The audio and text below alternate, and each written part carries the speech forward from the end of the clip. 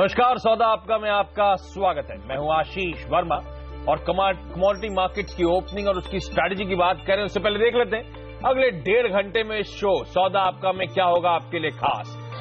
सबसे पहले कमोडिटी बाजार खुलते ही कमाई के टिप्स लेकर आएंगी सुगंधा सचदेव और अनुज गुप्ता।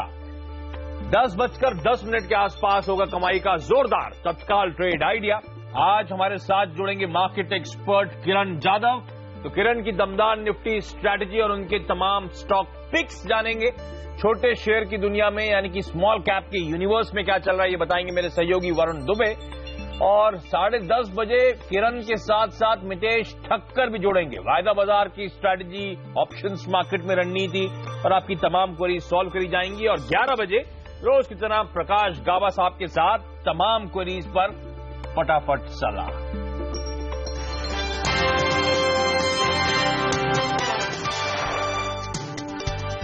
लेकिन पहले रुख कमोडिटी मार्केट्स का। डॉलर में आई गिरावट से सोना 5 हफ्ते के ऊपरी स्तरों पर पहुंच गया है।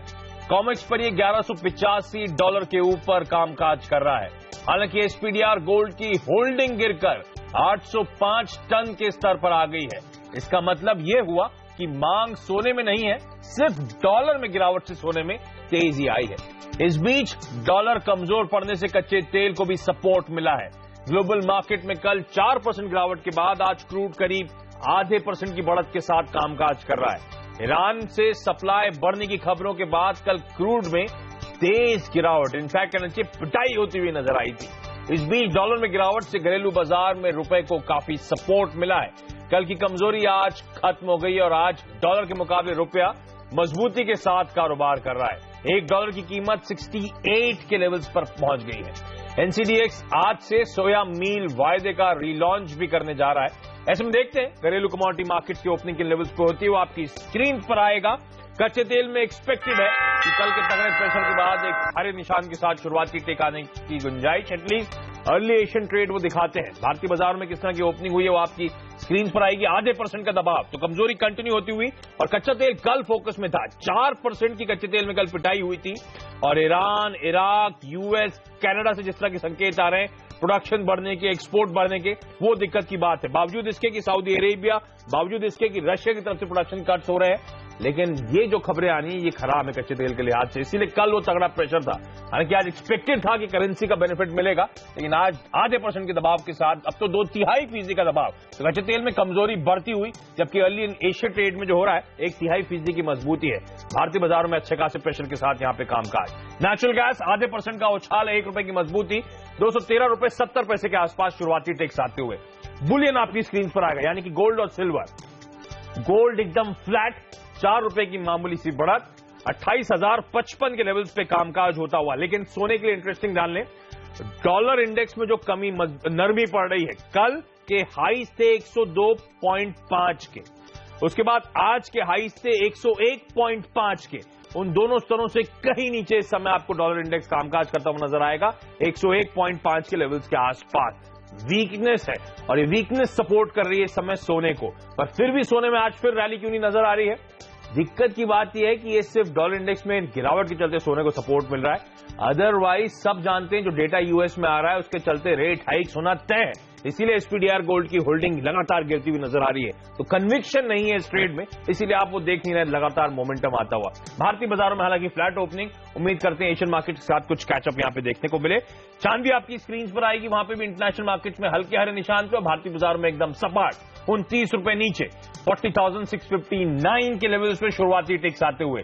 बेस मेटल्स आपकी स्क्रीन पर आने चाहिए। कॉपर में 0.5% का उछाल, तो हाँ यहां कुछ एक्शन है। ₹2 की मजबूती के साथ कामकाज की शुरुआत होती हुई। एल्यूमिनियम एकदम फ्लैट 10 पैसे नीचे इस वक्त शुरुआत करता हुआ। लेड में जो शुरुआती टिक्स हैं वो 1/3% उछाल के 45 पैसे ऊपर लेट खुलता हुआ। निकल में 1/3% का उछाल है, ₹2.50 की मजबूती, ₹709 के ऊपर कामकाज होता हुआ। जिंक 0.5% की मजबूती के साथ ट्रेड करता हुआ। तो ज्यादातर बेस मेटल मजबूती के साथ, एल्यूमिनियम एक फ्लैट शुरुआत करता हुआ, अदरवाइज बाकी जगह खरीदारी। एग्री कमोडिटीज में सोयाबीन आपकी स्क्रीन पर ₹5 मजबूत, 3001 के लेवल्स पे शुरुआती टिक्स। मस्टर्ड सीड में ₹4 की नरमी, 4291 के लेवल्स पे शुरुआती कामकाज। हल्दी ₹44 नीचे, 2/3% का दबाव, 6700 के यहां पे लेवल्स पे कामकाज। जीरे में 30 रुपए की मजबूती, 18,530 के शुरुआती कामकाज की टिक्स। चीनी 3 रुपए मजबूत, 38.78 के लेवल्स पे यहां पे कामकाज की शुरुआत करती हुई। और बाकी एग्री कमोडिटीज में वीट 1 रुपए मजबूत, 1862 के लेवल्स पे यहां पे ट्रेड होता हुआ। एक बार रुपया आपकी स्क्रीन पे आना चाहिए। रुपया मैं देख रहा था आते आते अंदर 68.01 के लेवल्स पे, 68.2 के लेवल्स पे कल क्लोज हुआ था। जी हाँ, आपकी स्क्रीन पर तो 1/4 से 1/3% के आसपास की मजबूती के साथ एक्सपेक्टेड था, क्योंकि डॉलर इंडेक्स ठंडा पड़ रहा है तो रुपए का कुछ स्ट्रेंथ, कुछ सपोर्ट मिलेगा और मजबूती के साथ इस समय कामकाज होता हुआ। चलिए कमोडिटी मार्केट्स की ओपनिंग और तमाम स्ट्रैटेजीज पे बात करने के लिए रैली गेयर कमोडिटीज की सुगंधा सचदेव मेरे साथ जुड़ती हुई। सुगंधा, हाय, गुड मॉर्निंग। फोकस में सबसे पहले तो सोना है मैम। ऑलमोस्ट 5 वीक्स के हाईज पे इंटरनेशनल मार्केट्स में कामकाज, डॉलर इंडेक्स में गिरावट का भरपूर सपोर्ट मिल रहा है, पर वो भारत में इस समय अच्छा मोमेंटम सोने में तो एटलीस्ट नहीं है, बड़ा लैक लस्टर ओपनिंग हुई है। कोई ट्रेड बनता है? अगर हाँ तो किस साइड ट्रेड इनिशिएट करूं मैम? गुड मॉर्निंग आशीष। यस, ट्रेड बनता है डेफिनेटली। अगर हम डोमेस्टिक मार्केट की बात करें तो एक बहुत स्ट्रॉन्ग मोमेंटम नजर नहीं आ रहा। It's all because of the strengthening rupee. आज जो हमने रुपी में एप्रिसिएशन आते हुए देखी है, that's a major culprit because of which domestic gold prices बहुत ज्यादा गेन नहीं कर पाए हैं। बट अगर मैं ट्रेंड की बात करूं, there is a relief rally that's going on in prices, और प्राइसेस 5 वीक हाई पे ट्रेड कर रहे हैं। अभी मुझे लगता है लॉन्ग साइड पे ट्रेड करना बेटर रहेगा, बिकॉज जो डॉलर इंडेक्स में हमने एक स्लाइड आते हुए देखिए, that's supportive for gold prices. साथ ही साथ मार्केट में ये अनसर्टेनिटी बनी हुई है with regards to Trump's policy, and also expectation है मार्केट में कि इन्फ्लेशन बूस्ट हो सकती है because of increase infrastructure spending in US. So that is a positive factor for gold prices. इसके साथ साथ अगर हम देखें तो एक मेजर क्यू जो बन रहा है मार्केट में, चाइना से फिजिकल डिमांड में हमने एक्सपर्ट आते हुए देखा है, और because of the upcoming Chinese lunar new year festival, जहां परचेजेस कुछ हद तक बढ़ी हैं। ओवरऑल अगर हम फिजिकल डिमांड की बात करें तो इंडिया और चाइना में it has taken a hit, but अभी कुछ लेटेस्ट अगर डेटा की बात करते हैं तो there has been a spurt in buying, so that is supportive for prices. और टेक्निकल लेवल्स की भी बात करूं तो मुझे लगता है प्राइसेस अभी हायर साइड में 28,300 से 350 लेवल्स को टेस्ट कर सकते हैं। आज इंट्राडे सेशन में हमारी एडवाइस रहेगी 27,980 के लेवल्स पर बाइंग इनिशिएट कर सकते हैं। स्टॉप लॉस रहेगा 27,870 और हायर साइड में टारगेट कर सकते हैं 28,250 to 300 लेवल। अच्छा, ये जो खरीदारी की सलाह है सिर्फ सोने पर है या फिर मैं चांदी पे भी सिमिलर बेट ले सकता हूँ, खरीदारी करने के मौके ढूंढूं? चांदी में भी सिमिलर बेट ले सकते हैं। रादर चांदी में और पॉजिटिव मोमेंटम नजर आता है बिकॉज बेस मेटल्स में भी एक अपवर्ड मोमेंटम नजर आ रहा है प्राइसेस में। चांदी में भी अगर हमें स्मॉल डिप्स मिलते हैं टुवर्ड्स 40,500, वहां पर बाइंग इनिशिएट कर सकते हैं। स्टॉप लॉस रहेगा 40,100 और हायर साइड में टारगेट कर सकते हैं 41,250 लेवल्स। ओके, तो सोने और चांदी दोनों में खरीदारी करने की सलाह। और सुगंधा की बातचीत से लग रहा है चांदी को लेकर ज्यादा कन्विक्शन है, थोड़ी सी कमजोरी में खरीदारी करने के मौके ढूंढने, 41,250 तक के टारगेट्स के लिए अप्रोच करने की सलाह। अच्छा, कच्चा तेल बहुत वोलेटाइल हो रहा है मैम, और मेरे लिए थोड़े से कंफ्यूजिंग सिग्नल है। एक तरफ वो आता है कि प्रोडक्शन कट वाकई लागू कर रहे हैं, सबसे बड़े ऑयल प्रोड्यूसर सऊदी अरेबिया हो या नॉन ओपेक में रशिया हो, उनकी तरफ से अच्छी खबरें आती हैं। दूसरी तरफ खबर आती है कनाडा में ऑयल रिग्स बढ़ते हैं, अमेरिका में प्रोडक्शन नए खोज चल रही है, और फिर ईरान इराक के एक्सपोर्ट नंबर्स आते हैं। तो कंफ्यूजिंग है इस समय। मैं कच्चे तेल में क्या करूं? आज करेंसी सपोर्ट के बावजूद कच्चा तेल मोमेंटम नहीं पकड़ पा रहा मैम, क्या डायरेक्शनल कॉल है और स्ट्रेटजी क्या होगी? आशीष, आज you rightly pointed out, mix signals नजर आ रहे हैं। सऊदी अरेबिया जहां प्रोडक्शन कट की तरफ एडहेयर कर रहा है, वहीं ईरान, इराक, नाइजीरिया से प्रोडक्शन बढ़ रही है, और यूएस में भी रिग काउंट बढ़ रहा है। It has increase for the 10th week in a row, जहां कुछ प्रोड्यूसर्स वापस आ गए हैं ऑयल ड्रिलिंग की तरफ, और ये जो प्राइसेस हैं वो उनके लिए प्रॉफिटेबल हो गए हैं। इस वजह से प्रोडक्शन बढ़ने के चांसेस हो गए हैं। एंड टेक्निकल लेवल्स की भी बात करें तो प्राइसेस ने ऑलरेडी एक स्ट्रॉन्ग मोमेंटम दे दिया है, ऑल बिकॉज ऑफ होप्स की जो प्रोडक्शन एग्रीमेंट हुआ है उसकी वजह से ग्लोबल प्रोडक्शन 2% तक रिड्यूस होगी। But still prices have not been able to sustain above the $55 psychological level. अगर मैं WTI क्रूड की बात करूं तो जब तक प्राइसेस उस लेवल के ऊपर सस्टेन नहीं करते, मुझे लगता है मोमेंटम कुछ हद तक फेड हो सकता है। ओवरऑल ट्रेंड पॉजिटिव रहेगा, बट इस ओवरऑल पॉजिटिव ट्रेंड में कुछ हद तक करेक्शन देखने को मिल सकती है। मुझे लगता है अभी प्राइसेस लोअर साइड में $50 तक इंच कर सकते हैं। आज इंट्राडे सेशन में हमारी एडवाइस रहेगी, अगर एक पुल बैक मिलता है प्राइसेस में, बिकॉज ऑलरेडी कल हमने 4% का स्लाइड आते हुए देखा, तो एक रिलीफ रैली शॉर्ट टर्म आ सकती है, पर ट्रेंड रहेगा सेल ऑन राइज का। तो 3610 के आसपास लेवल्स मिले तो वहां सेलिंग इनिशिएट कर सकते हैं। स्टॉप लॉस रहेगा 3650 और डाउन साइड में टारगेट कर सकते हैं 35 लेवल्स। अच्छा, आज के अच्छा ट्रेड दिख रहा है मैम, तो वो दिख रहा था बेस मेटल्स में अच्छे उछाल के साथ। ज्यादातर बेस मेटल्स ने जो शुरुआती टिक्स में पड़ रहा था, मजबूती के साथ शुरुआत हुई है। मिसाल के तौर पे कॉपर आपकी स्क्रीन पे आधे % के उछाल के साथ ट्रेड करता हुआ। बेस मेटल्स में कोई स्ट्रैटेजी, बेस मेटल्स में कोई ट्रेड सिंगल आउट किया है मैम आपने? बेस मेटल्स की अगर बात करें तो मुझे कॉपर में एक अच्छा मोमेंटम नजर आता है। अच्छा। चाइना का जो प्रोड्यूसर प्राइस इंडेक्स का डेटा है, that has been really supportive. It is one of the best in last 5 years for the month of December. इसकी वजह से मुझे लगता है चाइना की इकोनॉमी को जो लेके ग्रोथ कंसर्न थे वो कुछ हद तक कम हो गए हैं और बेटर ग्रोथ होने की एक्सपेक्टेशंस है। इस वजह से बेस मेटल के प्राइसेस को सपोर्ट मिलेगा। कॉपर में हम बाइंग इनिशिएट कर सकते हैं। I revise the levels, we are given a buy at 382 levels, but 383.5 levels पर ट्रेडर्स बाइंग इनिशिएट कर सकते हैं। स्टॉप लॉस रहेगा 379.80 एंड टारगेट्स रहेंगे 388.5। ओके सुगंधा, बहुत बहुत धन्यवाद सुबह सुबह आज वक्त निकालने के लिए, डिटेल में हमसे पूरी बातचीत करने के लिए।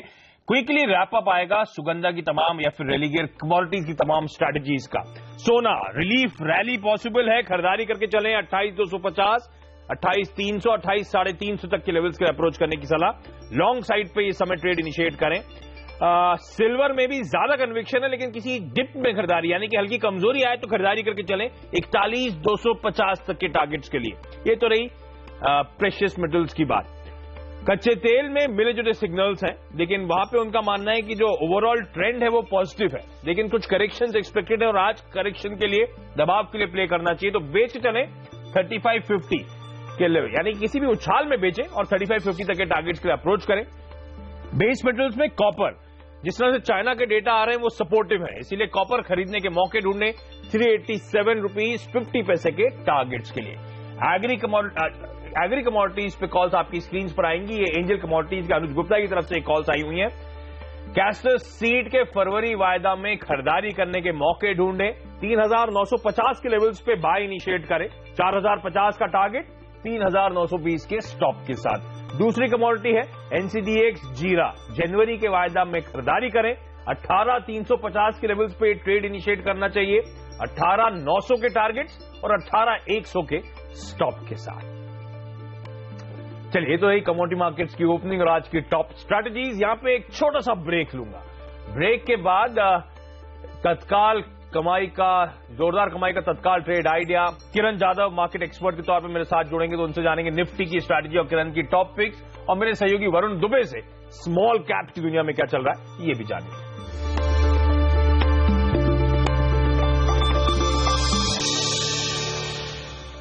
ब्रेक के बाद आपका स्वागत है। चलिए, सबसे पहले देख लीजिए इस वक्त का तत्काल ट्रेड आइडिया। मानसजायसवाल.com के मानस जायसवाल का मानना है कि रिलायंस इंफ्रास्ट्रक्चर यानी कि आर इंफ्रा, इस स्टॉक में खरीदारी करें 494 के स्टॉप के साथ। इंट्राडे में ही आपको 515 तक के टारगेट्स अचीव हो सकते हैं। और चलिए क्विकली इंडियन मार्केट्स का चेक ले लीजिए। मंगलवार की सुबह मूड अच्छा नजर आ रहा है बाजारों का, हर निशान, इनफैक्ट सेंसेक्स निफ्टी दोनों आधे % के उछाल के साथ इस समय कामकाज करते हुए, और अक्रॉस द बोर्ड जो कहते हैं हम चौतरफा बाइंग है, सारे सेक्टरल पॉकेट्स हरे निशान में, और ग्रोथ जो गेन्स है उसे लीड कर रहे हैं ऑयल एंड गैस, मेटल्स और ऑटो। इन पॉकेट्स में खास तौर पे मोमेंटम स्ट्रांग है। इनफैक्ट बैंक निफ्टी में भी 1/4% के आसपास के उछाल के साथ इस समय कामकाज होता हुआ। ब्रॉडर मार्केट्स में एक्शन तगड़ा है, मिड कैप, स्मॉल कैप वो भी आधे % के आसपास का उछाल दिखाते हुए, और इसलिए मार्केट ब्रेथ भी आज की पॉजिटिव है। ऑलमोस्ट 3:1 का रेशियो, यानी कि जितने शेयर ट्रेड हो रहे हैं 75% शेयर, 75% शेयर हर निशान में आपको कामकाज करते हुए नजर आएंगे। लेकिन चलिए, बाजार यहां से कैसा रहेगा, चाल कैसी रहेगी, रणनीति क्या होगी, इस पर बात करने के लिए प्रिसीजन इन्वेस्टमेंट्स के CMD किरण जाधव साहब मेरे साथ जुड़ते हुए। किरण, हाय, गुड मॉर्निंग। अच्छी शुरुआत हुई है सुबह की, दिन अच्छा रहने वाला है क्या? Very good morning Ashish ji.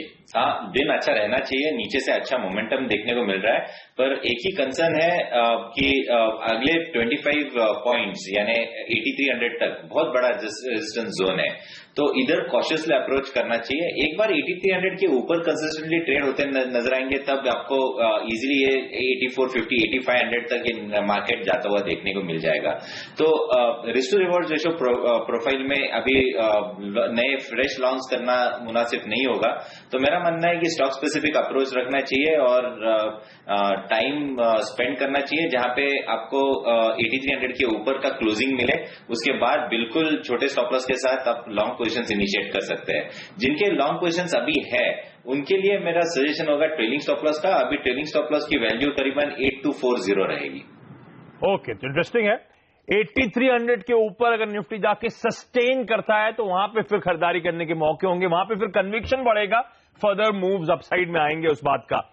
Fresh long इन लेवल्स के आसपास ना लें, जो ऑलरेडी लकीली लॉन्ग्स पे बैठे हैं, गेन्स पे बैठे हैं, अपना ट्रेलिंग स्टॉप लॉस लगाएं 8240 के लेवल्स पर, और स्टॉक स्पेसिफिक रुझान पे आज ज्यादा फोकस करने के मौके होंगे। अच्छा, बाजार इंटरनेशनली ग्लोबली हमने देखा था बहुत सीमित दायरे में मिला जुला कामकाज होता हुआ नजर आया था, उसके बावजूद फिर भारतीय बाजार में उछाल क्यों? जो कमोडिटीज को ड्राइव कर रहा है वो इक्विटीज को ड्राइव कर रहा है। सबसे बड़ा आज के लिए हमारा ट्रिगर है वो डॉलर इंडेक्स का जो लगातार ठंडा पड़ना, उससे इक्विटीज का मूड काफी हद तक सुधरता हुआ नजर आ रहा है। अच्छा किरण, बैंक निफ्टी में भी सिमिलर कॉल होगा क्या? वहां पे कोई क्लियर कट ट्रेड बनता है क्या? नहीं, बैंक निफ्टी में भी पॉजिटिव रुझान ज्यादा है एज कंपेयर टू निफ्टी, पर इधर भी एक दायरा दिख रहा है करीबन 18,250 on the lower side, 18,400 on the higher side.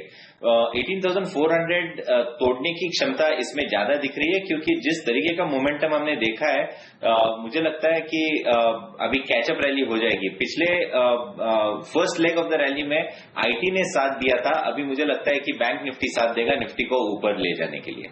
Okay, इस बीच जैसे किरण भी कह रहे थे स्टॉक स्पेसिफिक एक्शन पे फोकस करें, और वाकई आज स्टॉक स्पेसिफिक एक्शन का दिन है। मैं कह रहा था एडवांस डिक्लाइन, इसीलिए मैं हाईलाइट कर रहा था, ब्रॉडर मार्केट को इसलिए हाईलाइट कर रहा था कि उस पॉकेट में अच्छी बाइंग है, स्टॉक स्पेसिफिक एक्शन तगड़ा है।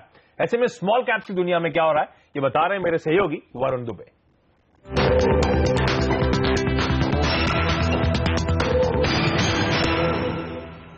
% से ज्यादा के गेन दरअसल स्मॉल कैप इंडेक्स में देखने मिल रहे। डेज हाई पे दरअसल ये ट्रेड कर रहा है और 12,574 ये 100 डे मूविंग एवरेज है, इसके आसपास ही आप देख रहे हैं ये ट्रेड कर रहा है। तो इस लेवल को आप कीनली वॉच करें। जिन स्टॉक्स में आज सबसे ज्यादा हरकत है उसमें सबसे पहले खबरों वाले स्टॉक्स की बात करें तो मैक्स वेंचर प्रेफरेंशियल इशू के खबरों के चलते करीब 14-14.5% के आसपास के गेन इस काउंटर में देखने मिल रहे हैं। और एचसीएल इन्फोसिस्टम आज ये हमारा जैकपॉट शेयर था, करीब 4% के आसपास के गेंस इस काउंटर में भी देखने मिल रहा है। वही रेलवे स्टॉक्स में आज अच्छी खासी तेजी है। कालिंदी रेल में टेक्स मैक्रो रेल ने अपना हिस्सा बढ़ाया है, इसके चलते करीब 2% के आसपास की तेजी। वहीं टीटागढ़ वैगन्स में भी देखिए करीब 2.25% के आसपास की तेजी देखने मिल रही है। शुगर पैक आज काफी हरकत में है। Ponni sugar, Dharani sugar, Rajshree sugar, इन सभी काउंटर्स में अगर आप देखें तो 5 से 9% के आसपास की तेजी देखने मिल रही है। और ऐसा ही कुछ हाल दरअसल डिफेंस काउंटर्स का भी है। वालचंद नगर और एस्ट्रा माइक्रो को अगर आप देखें तो वहां भी अच्छी खासी ट्रेडिंग देखने मिल रही है, करीब 3.5% के गेन इन काउंटर में देखने मिल रहे हैं। इसके अलावा जिन काउंटर्स में आज अच्छी खासी हरकत है उसमें एटलस साइकिल का काउंटर शामिल है, करीब 9% के आसपास के गेन। शायद जो यूपी का इलेक्शन है उसके चलते साइकिल कंपनियां चल रही है। और ऐसा ही कुछ हाल हरक्यूलस हॉइस्ट का है। वैसे भी ये दोनों ट्रेडिंग ट्विंस ही है, एक साथ चलते करीब 6 से 9% के आसपास की गेन। वहीं पुंज लॉयड, त्रिवेणी इंजीनियरिंग, ये कुछ ऐसे काउंटर्स है जिसमें करीब 6% के आसपास के गेन देखने मिल रहे हैं। वहीं जिस काउंटर्स में आज दबाव के साथ कारोबार हो रहा है उसमें आईटीआई, कोहिनूर फूड, एचटीसी और मोनेट इस्पात के काउंटर शामिल है, जहां करीब 2.5 से 3-3.5% के आसपास का दबाव देखा जा रहा है।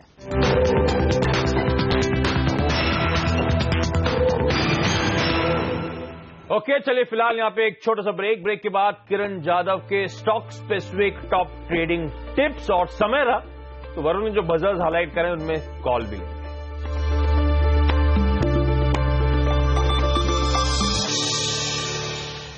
ब्रेक के बाद आपका स्वागत है और किरण जाधव मेरे साथ बने हुए हैं। किरण ने अपनी निफ्टी, बैंक निफ्टी की स्ट्रैटेजी हमसे शेयर करी, लेकिन किरण आप कुछ स्टॉक स्पेसिफिक आइडियाज हो तो वो भी शेयर करें आज के ट्रेड के लिए सर।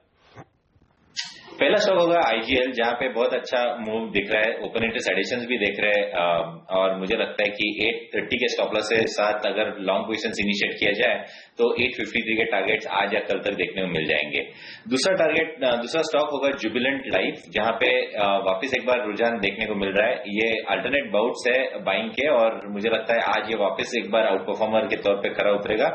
स्टॉप लॉस रहेगा 705 का और आज के लिए टारगेट 750 के रहेंगे। ओके, तो ये पिक्स आपकी स्क्रीन पर आती हुई। अच्छा किरण, कुछ स्टॉक्स जो वरुण ने हाईलाइट कर तो इंटरेस्टिंग है, एटलस साइकिल्स, और रीजन भी लॉजिकल है। हमेशा हम देखते हैं जब भी यूपी इलेक्शंस आते हैं खासतौर पे साइकिल स्टॉक्स मूव करने लगते हैं। ये साइकिल क्या और दौड़ने वाली है? बढ़ सकती है, पर मुझे लगता है इन लेवल्स पे फ्रेश खरीदारी अवॉइड करनी चाहिए। हमने देखा है बहुत बड़ी रैली देखी है, करीबन 320 से करीबन 540 तक ये स्टॉक चला है और ये सिर्फ पिछले 8-10 ट्रेडिंग सेशंस में चला है। इतने अच्छे बड़े मूव के बाद अगर हम एक्सपेक्ट करते हैं कि ऐसी ही रैली आगे देखने को मिलेगी तो वो थोड़ा सा डिफिकल्ट हो जाता है और रिस्क टू रिवॉर्ड प्रोफाइल में भी नहीं बैठता।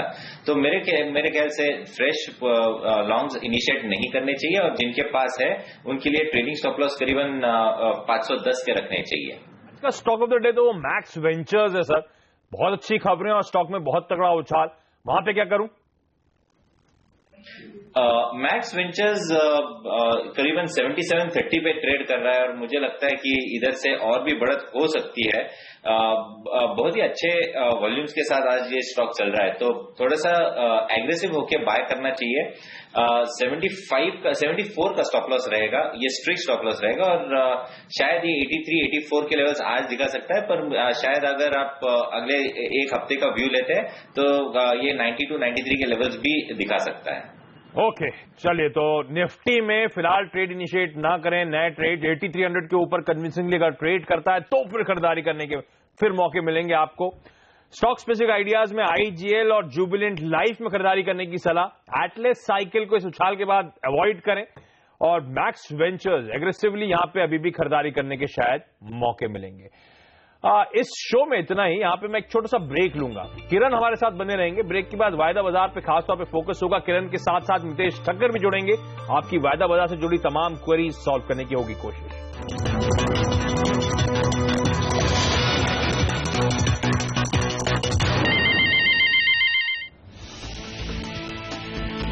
बाजार में लौटी तेजी, सेंसेक्स 125 पॉइंट मजबूत, निफ्टी 0.5% ऊपर, छोटे मझौले शेयरों में भी दिखी खरीदारी। सभी सेक्टर में खरीदारी का रुझान, ऑयल एंड गैस 1.5% मजबूत, मेटल और ऑटो शेयरों में तेजी। पेट्रोलियम मंत्री ने ऑयल मार्केटिंग कंपनियों से डिविडेंड की रकम 2 गुनी करने की मांग की। कंपनियां दे सकती है 15 से 16 हजार करोड़ तक का डिविडेंड। नया ऑर्डर मिलने से एचसीसी 5% चढ़ा। मैनेजमेंट ने कहा कर्ज रीस्ट्रक्चरिंग के बाद 47% घटेगा ब्याज का कर्ज। और आज से दिसंबर तिमाही की रिजल्ट सीजन की शुरुआत। इंडसइंड का मुनाफा 24% बढ़ने का अनुमान, लोन ग्रोथ 22% से ज्यादा होने पर नतीजे पॉजिटिव। और सरकार की कैशलेस मुहिम को एसबीआई का बूस्टर डोज, डिजिटल पेमेंट पर छोटे दुकानदारों को नहीं देना होगा 1 साल तक कोई कमीशन। नमस्कार, मैं हूं हर्षिता सावंत और आप देख रहे हैं हमारी खास पेशकश ट्रेडर्स हॉटलाइन। आज का ट्रेड लेने से पहले एक बार हमें कॉल जरूर करें। 1800-209-7890 पर आपने हमें कॉल करना है या फिर आप हमें व्हाट्सएप के जरिए भी अपने सवाल भेज सकते हैं। 7045220000 ये हमारा व्हाट्सएप नंबर है। और हमारे साथ है हमारे दोनों ही जानकार जो आपके सारे सवालों के जवाब देंगे। टेक्निकल्स पर बात करेंगे मितेश ठक्कर से और वायदे बाजार की रणनीति समझेंगे किरण जाधव से। आप दोनों का ही स्वागत है। सबसे पहले इस समय का एक्शन बता दें। आज देखिए पुट में काफी ज्यादा एक्टिविटी बनती हुई दिखाई दे रही है। यहाँ पर ओपन इंटरेस्ट ऐड तो हो रहा है 8200 के पुट में और 8100 के पुट में, लेकिन प्रीमियम तेजी से घटता हुआ दिखाई दे रहा है। इसका क्या मायने हैं ये समझेंगे किरण से। वहीं अगर आप देखिए 8300 का कॉल और 8400 का कॉल, ज्यादा ओपन इंटरेस्ट एडिशन नहीं है, लेकिन प्रीमियम में हल्का सा इजाफा जरूर देखने को मिल रहा है। पहले निफ्टी पर राय, मितेश आपकी क्या सलाह होगी? एक पुल बैक जरूर आया है, क्या कॉन्फिडेंस है और तेजी करने का? Good morning Harshita. I think clearly trend ऊपर की तरफ है, परंतु 82-85 के आसपास जो 200 एवरेज एरिया है वहां पर आई थिंक थोड़ा सा एक ब्रेक आ रहा है। तो मे बी एक बार 8290, 8300 के ऊपर अगर निकल जाए मार्केट्स तो शायद थोड़ा मोमेंटम और आना चाहिए। अगर निफ्टी में किसी को ट्रेड करना है तो फिलहाल के लिए आई थिंक लॉन्ग साइड का ट्रेड ढूंढे और वो ब्रेकआउट पे ढूंढे। तो 8290 के आसपास अगर निफ्टी स्पॉट निकलता है तो 200 एवरेज के ऊपर सस्टेन करने के चांसेस बढ़ जाएंगे और तब आप ट्रेड लें। 20 पॉइंट का स्टॉप लॉस लगाए करीबन 8270 का और 8340 का पहले टारगेट देखें। किरण, ये जो एक्टिविटी 8200 और 8100 के पुट में है, जहां पर ओपन इंटरेस्ट तो बढ़ रहा है करीब 4 लाख 3 लाख शेयरों का, लेकिन प्रीमियम करीब 20-22% से घटता हुआ। क्या रुझान है, कैसे समझा जाए इसे? देखिए अर्षदा जी, 8300 बहुत इंपॉर्टेंट लेवल है, रेजिस्टेंस के हम बहुत करीब है, इसलिए वो आपको premium open interest additions add होता नजर आ रहा है। उसी के साथ अगर हम 8300 क्रॉस करते हैं तो नीचे के पुट वाले प्रीमियम बहुत ज्यादा जोर से घटते नजर आएंगे।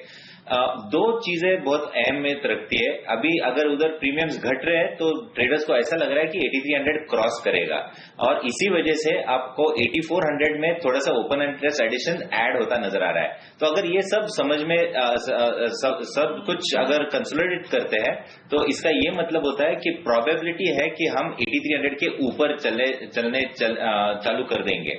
तो 8300 बहुत अहम लेवल है। तो 8300 के ऊपर अगर निफ्टी चलता है तो मैं एग्रेसिवली लॉन्ग करने की सलाह दूंगा। तब आपका स्टॉप लॉस रहेगा करीबन 8275 और टारगेट्स के लिए 8450 से लेके 8500 तक के लेवल देखने को मिल सकते हैं इसी सीरीज में। ओके, तो बेसिकली 8275 पर तो हम इस समय कारोबार कर रहे हैं, लेकिन आप पहले कह रहे हैं 8300 पार करेगा और उसके बाद ऊपरी लेवल्स पर बाजार आएगा, तो तैयारी हो रही है बेसिकली 8300 के ऊपर निकलने की। लेकिन आज कुछ स्टॉक्स जो हरकत में है, कल आपको याद होगा ढेर सारी पीएसयू कंपनियां थी जहां पर काफी तेजी बनती हुई दिखाई दी थी। आज लाइमलाइट में है इंजीनियर्स इंडिया, इनको एक तगड़ा ऑर्डर हाथ लगा है और उसी के बाद देखिए 2 से 3% की तेजी इसमें आई है। ओपन इंटरेस्ट में करीब 24 लाख शेयरों का एडिशन होता हुआ दिखाई दे रहा है, तो एक अच्छा मोमेंटम इसमें। पीसी ज्वेलर में खरीदारी का रुझान बढ़ता हुआ 1% ऊपर है, करीब 13% तक का ओपन इंटरेस्ट एडिशन यहां पर हुआ है। और बीईएमएल जो कल काफी एक्टिवली ट्रेडेड काउंटर था, यहां पर हमने देखा है ऊपरी लेवल्स पर कुछ शॉर्ट पोजीशंस बनी हैं, बिकवाली आई है। टाटा स्टील में भी आज नेशनल लेवल से खरीदारी आती हुई। तो 2 काउंटर्स पहले, इंजीनियर्स इंडिया और बीईएमएल। किरण, क्या सलाह होगी आपकी? क्या बीईएमएल में अब बिकवाली करना शुरू करें और पोजीशन शिफ्ट करें ईआईएल की तरफ? नहीं, मुझे लगता है बीएमएल में बिल्कुल पोजीशंस हल्की नहीं करनी चाहिए। कल के एक अच्छे उछाल के बाद, न्यूज के बाद ये स्टॉक कंसोलिडेट करता नजर आया था। हमने बहुत बड़ी रैली देखी थी 1000 से लेके 1160 तक। उसके बाद थोड़ा सा टाइम करेक्शन होना लाजमी है और वही हो रहा है। निचले स्तरों से हमें अच्छा डिमांड दिखाई दे रहा है और ओपन इंटरेस्ट एडिशन भी देखे जाए तो बीएमएल में करीबन 11% के ओपन इंटरेस्ट एडिशन देखने को मिल रहा है। तो मुझे लगता है कि इधर से और भी तेजी होनी चाहिए। इसके लिए 111120 का बहुत अहम सपोर्ट है, उसके नीचे आपका स्टॉप लॉस रहना चाहिए और ट्रेलिंग स्टॉप लॉस का इस्तेमाल करना चाहिए। जहां तक इंजीनियर्स इंडिया की बात है, इधर कुछ चार्ट में कॉन्फिडेंस दिखाई नहीं दे रहा है। हालांकि निचले स्तरों से अच्छा डिमांड दिखाई दे रहा है, तो थोड़ा सा कॉशियस व्यू इधर रहेगा। स्ट्रिक्ट स्टॉप लॉस 155 का रहेगा लॉन्ग पोजीशंस के लिए, और मुझे लगता है कि आते दिनों में इसी सीरीज में 165, 167 के टारगेट आपको देखने को मिल सकते हैं। सवाल जवाब का सिलसिला शुरू करते हैं। अब हमारे पहले दर्शक लाइन पर हैं आशुतोष मेहता जयपुर से। आशुतोष नमस्कार। नमस्कार। मैडम, मैंने एक आईडीबीआई लॉट लिया है 74.45 पे जी। उसका क्या है, एक दूसरा एक रिलायंस इंडिया का जो कल शॉर्ट किया था 101 पे। ग्रैन्यूल्स इंडिया 101 पर आपने शॉर्ट की पोजीशन ली जी। ठीक है, पहले आईडीबीआई की बात कर लेते हैं। आईडीबीआई बैंक, इन्होंने 74 रुपए 45 पैसे की पोजीशन खड़ी की है। मितेश, क्या सलाह होगी?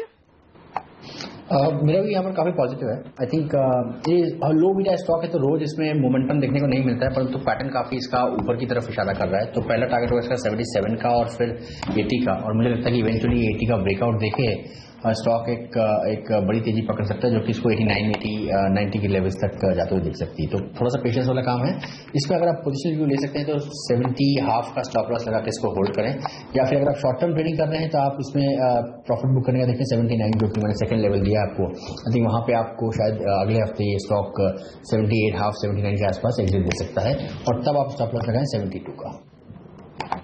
और ग्रैन्यूल्स इंडिया में इन्होंने जो 101 पर शॉर्ट की पोजीशन ली, आज 104 पर आया है, पुल बैक आया है कल की तेज गिरावट के बाद। मितेश, यहाँ पर क्या करें? देखिए, स्टॉक का पैटर्न अभी भी खराब है। कल एक गैप डाउन हुआ था स्टॉक में और बड़ा 10% का फॉल आया था। थोड़ा सा पुल बैक दे रहा है। मुझे लगता नहीं 107 के ऊपर जाएगा, तो थोड़ा सा स्टॉप लॉस डीप है, परंतु अगर आप 107 का स्टॉप लॉस लगाएंगे तो काफी अच्छे चांसेस है कि आपको वापस 98 के आसपास, जो कि इसका कल का इंट्राडे लो है, वहां पे स्टॉक काटने को मिल जाएगा। ओके, तो ये फिलहाल आपके लिए सलाह दोनों ही काउंटर्स पर। अब अगला सवाल ले लेते हैं। हमारे साथ नरेश ओबरॉय दिल्ली से लाइन पर है। पूछे नरेश। मैडम मेरा एक ना सन फार्मा का 620 का पुट शॉर्ट पड़ा है, बेचा हुआ है जी। और एक गेल की पोजीशन आपने पुट बेचा है? पुट बेचा है, पुट राइट किया, ठीक है। 620 885 पे। ओके, 8.85 पर। किरण, क्या सलाह होगी आपकी? ये सन फार्मा की बात हो रही है? सन फार्मा का 620 का पुट इन्होंने बेचा है ₹8.85 पर। अच्छा, मुझे लगता है कि ये होल्ड करना चाहिए जो पुट इन्होंने बेचा है। थोड़ा सा इंटरमीडिएट ट्रेंड है जहां पे हम इस स्टॉक को करीबन 636 तक जाते हुए देखेंगे तो प्रीमियम घटता नजर आएगा, पर इन लेवल्स पे 636 638 का स्पॉट में अगर भाव मिलता है तो इधर एक बार आपका पुट कवर कर लेना चाहिए। ओके, तो ये फिलहाल आपके लिए सलाह, होल्ड कीजिए फिलहाल इस ट्रेड को। कृष्ण गोस्वामी हमारे साथ देहरादून से लाइन पर हैं। पूछे गोस्वामी साहब। हेलो, नमस्कार सर, पूछिए।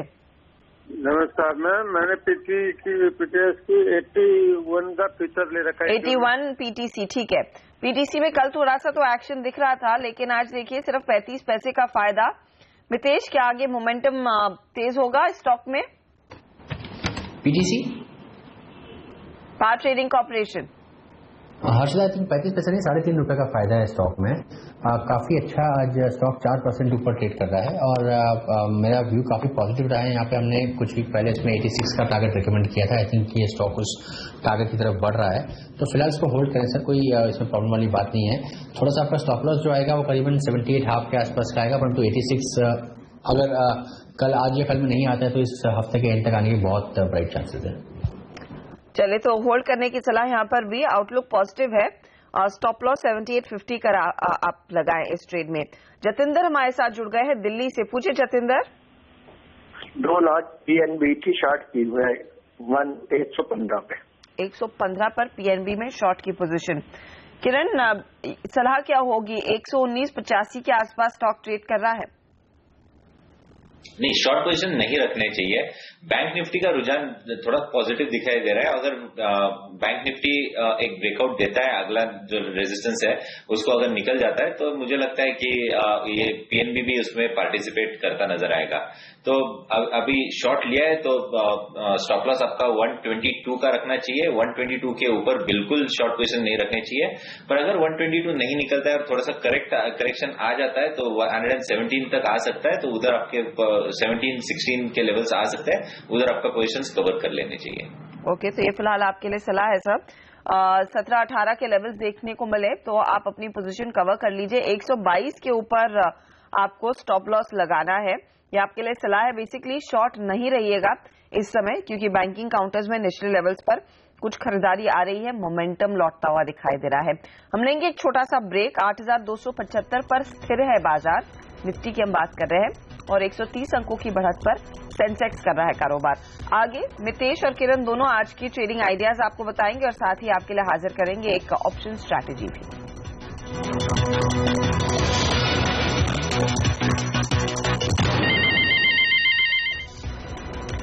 और बाजार में देखिए दायरा जो है ट्रेड का थोड़ा सा बढ़ता हुआ दिखाई दे रहा है। मोमेंटम धीरे धीरे करके लौटता हुआ 82.75 पर निफ्टी है, लेकिन स्टॉक स्पेसिफिक एक्शन पर ही फोकस बाजार कल से ही कर रहा है। तो आज वो कौन से ट्रेड्स हैं जिसमें अगर आप उतरेंगे तो अच्छी कमाई होगी, भले ही बाजार स्थिर रहे या फिर यहाँ पर ज्यादा तेजी नहीं आए। हमारे जानकारों ने कुछ स्टॉक्स आइडेंटिफाई किए हैं, उन्हीं से समझ लेते हैं। मितेश, पहले आप बताइए आपने कौन से स्टॉक्स पिक किए हैं? ये 2 स्टॉक्स जिसमें एक बाइंग की आप पोजीशन बना सकते हैं, उसमें एक होगा एस्कॉर्ट्स। आई थिंक 3-4 दिन के साइडवेज कंसोलिडेशन के बाद अच्छा ब्रेकआउट दे रहा है यहाँ पर, तो स्टॉक में बाय करें 321 का स्टॉप लॉस लगा के। और आप इसमें टारगेट देखेंगे करीबन 348 के, थोड़ा सा ऊपर आ गया स्टॉक तो 330-328 के आसपास बाय करने का ट्राई करें। और गोदरेज कंज्यूमर प्रोडक्ट F&O में स्टॉक होगा जिसमें कि अच्छा ट्रेंड देख रहे हैं ऊपर में, तो 1540 का स्टॉप लॉस लगाएं और 1600 के टारगेट दें।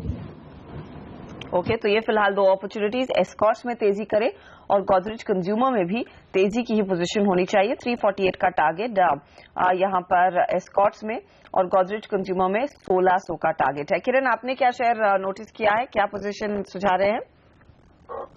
हर्षद जी, मेरा एक ही कॉल है, पर वो कन्विक्शन कॉल है। मुझे लगता है कि इधर से अरविंद में है। अरविंद ने एक स्विंग टॉप बनाया था नवंबर सीरीज में और जनवरी सीरीज में भी पहले फर्स्ट वीक में एक टॉप बनाया था 368 का।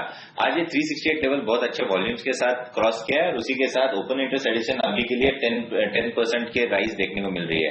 तो मुझे लगता है कि इधर बहुत अच्छी तेजी हो सकती है। इस ट्रेड के लिए, लॉन्ग ट्रेड के लिए मेरा स्टॉप लॉस रहेगा फ्यूचर्स का लेवल है 367 और टारगेट के लिए 390 के लेवल्स एक्सपेक्ट कर सकते हैं आज या कल तक। ओके, तो ये फिलहाल आपके लिए ट्रेड अरविंद में 390 के टारगेट के लिए पोजीशन लेना बेस्ट है। अब अगले दर्शकों की तरफ चलते हैं। जयपुर से हमारे साथ एसके जैन साहब जुड़ गए हैं। बताइए जैन साहब। मैडम, मेरे पास टेक महिंद्रा है 501 रुपए में। टेक महिंद्रा 501 पर लिया है, ठीक है। और एक सीएट है मेरे पास में 1208 रुपए में, एक लोट 1208। और इस सीरीज के अंत तक रुकने का इरादा है या फिर टेक महिंद्रा नतीजों के पास आप एग्जिट करने की तैयारी में रहेंगे? नहीं, मैं 3 महीने तक तो और रोल कर सकता हूँ।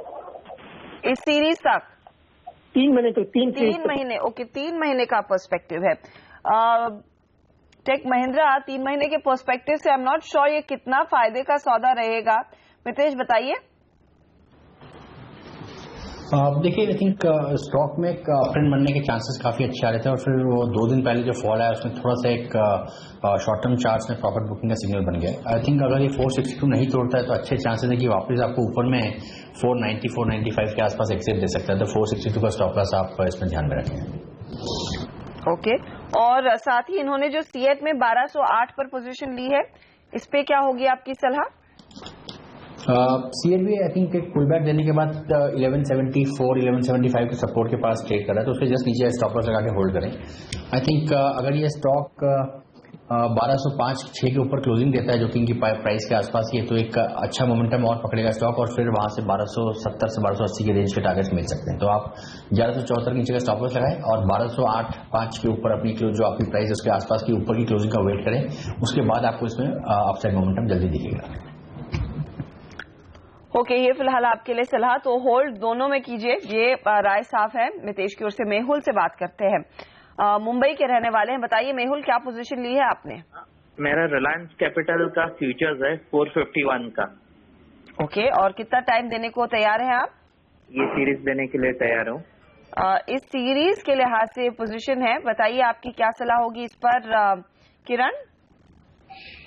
ये स्टॉक माइल्डली बुलिश है, तो इतना कन्विक्शन नहीं है कि इधर से बहुत बड़ी मूव इस स्टॉक में आएगी। हालांकि एक बड़ा रेजिस्टेंस करीबन 457 लेवल्स पे है। 457 लेवल्स अगर क्रॉस करते हैं तभी एक अच्छी मूव आएगी, नहीं तो मुझे लगता है कि आपको ट्रेलिंग स्टॉप लॉस का इस्तेमाल करना चाहिए। अभी के लिए 444 का लेवल रहेगा। जब तक इस लेवल के ऊपर है तब तक कोई दिक्कत वाली बात नहीं है, पर आपको थोड़ा टाइम देना पड़ेगा इस इन्वेस्टमेंट के लिए। तो मेरे ख्याल से 444 का ट्रेलिंग स्टॉप लॉस का इस्तेमाल कीजिएगा और अगर मैंने जो रेजिस्टेंस कहा उसको अगर क्रॉस करते हैं तो बिल्कुल और भी पोजीशंस ऐड कर सकते हैं, जहां पे आपके टारगेट्स करीबन 480 के लेवल्स के करीब आ सकते हैं। 444 ये लेवल है जिस पर आपने स्टॉप लॉस लगाना है और होल्ड करना है फिलहाल इस ट्रेड को। अगले दर्शक की तरफ चलते हैं और ये है संतोष, कानपुर के रहने वाले। बताइए संतोष।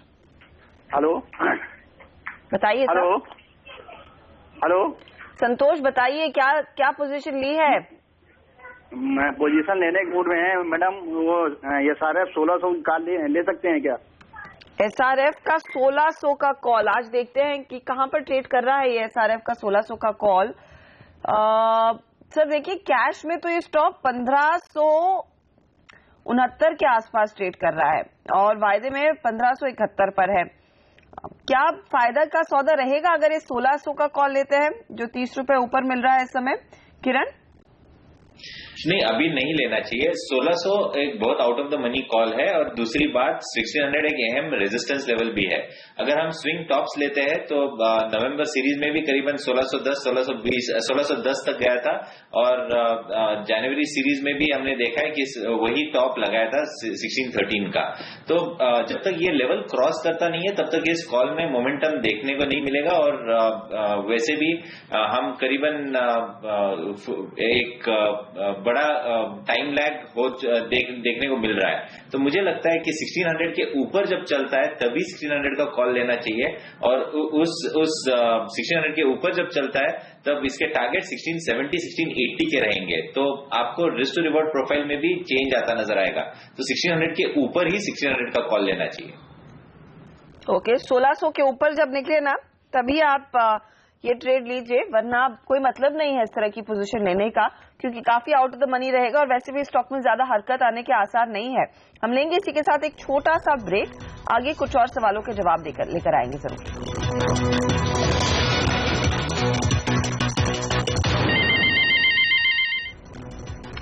हमारे साथ हमारे अगले दर्शक लाइन पर जुड़ गए हैं। सौरभ है इनका नाम और लखनऊ के रहने वाले हैं। बताइए सौरभ, क्या पोजीशन है, क्या मदद कर सकते हैं हम आपकी?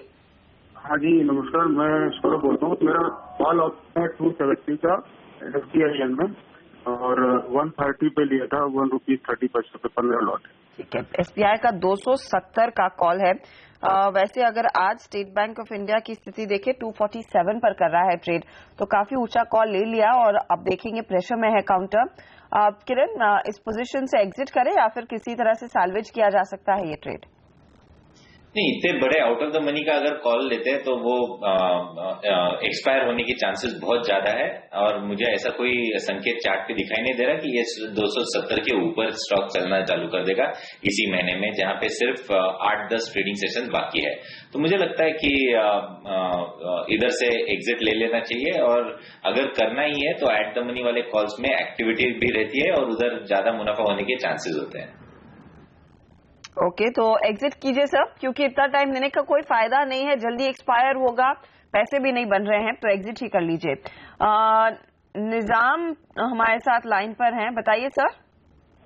हेलो मैम, मैंने HDIL का एक कॉल ऑप्शन लिया था 70 स्ट्राइक प्राइस पे जी, और उसका प्राइस था 1.05। मुझे क्या करना चाहिए मैम अभी? HDIL 70 का कॉल, किरण इस पर क्या सलाह होगी? Similar kind of chart pattern है, और जैसे कि SBI में मैंने कहा कि बहुत कम दिन बाकी है इस सीरीज में, और इस सीरीज में अगर out of the money call का है तो आपका प्रीमियम घटता नजर आएगा। तो मुझे नहीं लगता कि इस कॉल में बने रहना चाहिए, बाहर निकल जाना चाहिए, और अगर 64-65 के लेवल्स के ऊपर ये स्टॉक ट्रेड करना चालू करता है तो 65 स्ट्राइक प्राइस का कॉल लेना चाहिए, जहां पे टारगेट करीबन 70-71 के होंगे, तो उधर एक अच्छा मुनाफा आपको होता नजर आएगा। ओके, तो ये फिलहाल आपके लिए सलाह। HDIL का 70 का कॉल आप बेचेंगे तो बेटर रहेगा इस समय। इसी के साथ इजाजत लेने का समय हो रहा है। बहुत बहुत शुक्रिया आप दोनों का ही, किरण और मितेश, हमारे लिए समय निकालकर दर्शकों के सवालों के जवाब देने के लिए। देंगे एक ब्रेक, बाजार पर एक बार लेकर नजर डाल लेते हैं। 36 अंकों की बढ़त, तो 82, 72, 75 के आसपास ही निफ्टी ट्रेड करता हुआ, चाल में कुछ खास बदलाव नहीं है। आगे मार्केट का ट्रेंड नजर में रहेगा, और साथ ही आपको बताएंगे कि आपकी क्या रणनीति होनी चाहिए, फटाफट अंदाज में प्रकाश काबा के साथ। ब्रेक के बाद